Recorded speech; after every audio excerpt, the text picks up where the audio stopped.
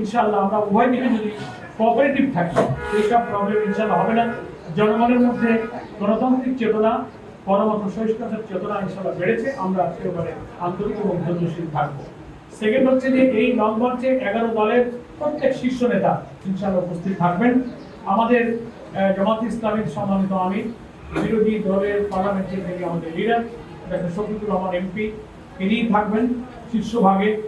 Doctor colonel অলি আহমদ সাহেব, নাহিদ ইসলাম, আল্লামা মামুনুল হক এবং অন্যান্য যে রাজনৈতিক দলের নিজামে ইসলাম, তারপরে আমাদের খেলাফত মজলিস, বাংলাদেশ খেলাফত মজলিস, তারপরে AB party, Bangladesh development party, labour party, সব নেতৃবৃন্দ, শীর্ষ নেতৃবৃন্দ, জাকপা, আমাদের এই সব দলের নেতৃবৃন্দ ইনশাআল্লাহ এই বহরের শীর্ষভাগে শীর্ষ নেতারা একসঙ্গে ইনশাআল্লাহ থাকবে। পয়েন্টগুলো একটু বলতে পারবো, কিন্তু কোথাও কখনো কোনো কারণে চেঞ্জ হতে পারে।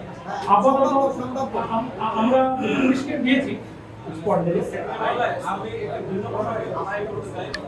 রিকোয়েস্ট করি, আমরা এই সাবজেক্টে প্রয়োজন সেপারেট কথা বলবো। আজকে একেবারে এক্সক্লুসিভলি লং মার্চ ইস্যুতে আমাদের এই ব্যাপারে এক একটা বিষয় কিন্তু আমাদের মতো আদর্শিক দলের প্রধান যিনি থাকেন, আমি জামাত সহ সেন্ট্রাল অ্যাফেয়ার্স বডির একটা পলিসি থাকে, আমাদের কথাবার্তা সেই সব ফোরামে একটু নীতি নির্ধারণের বিষয়ে আলোচনা করা ছাড়া সিঙ্গেল কমেন্ট করাটা আমরা সমীচীন মনে করি না। আমি দুঃখিত, আজকে আমরা আর প্রশ্ন এদিকে একজন করছেন, সেটা একটু তো দিলাম আমাদের সাথে একটু অ্যানসার দিয়ে শেষ হোক।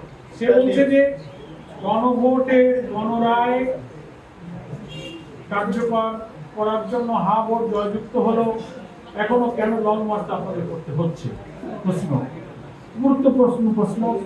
কেন করতে হচ্ছে গণমাধ্যম কর্মীদের এটা জানা আছে। দুঃখজনক হলেও ক্ষমতাসীন বিএনপি সরকার তারা এই গণভোটকে অস্বীকার করছে। তারা এটাকে সংবিধান বিরোধী বলছে। 2025 সালের 13 নভেম্বরের প্রেসিডেন্সিয়াল অর্ডারকে চ্যালেঞ্জ করে বলছে এই আদেশ রাষ্ট্রপতি দিতে পারেন না। তারপরে সংবিধান সংস্কার পরিষদের শপথ নেওয়ার বিধান সংবিধানে নাই।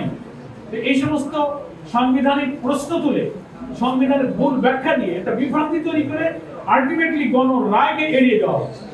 ফলে পার্লামেন্টে আমাদের যিনি লিডার অফ দি অপোজিশন এবং 11 দলের এমপিরা প্রচন্ড চেষ্টা করছেন, 68 মিনিটে নোটিশ দিয়েছেন, বারবার বিতর্ক হচ্ছে, নিষ্ফল, আলোচনা কোনো শেষ না। তো আমরা রাজনৈতিক সাংবিধানিক সব বিতর্কের জায়গা পার্লামেন্ট, এটা আমরা বিশ্বাস করি। এখনো চাই যে পার্লামেন্টে একটা নিষ্পত্তি হোক। যতক্ষণ তা হচ্ছে না ততক্ষণ নিয়মতান্ত্রিক গঠনমূলক কর্মসূচি দিয়ে আমরা যে 70% জনগণ হা বলেছে, আমরা সেই জনগণের সাথে রাজপথে বন্ধ থাকতে। তবে আমার এই প্রোগ্রামটা হবে কনস্ট্রাকটিভ এবং রেসপন্সিভ।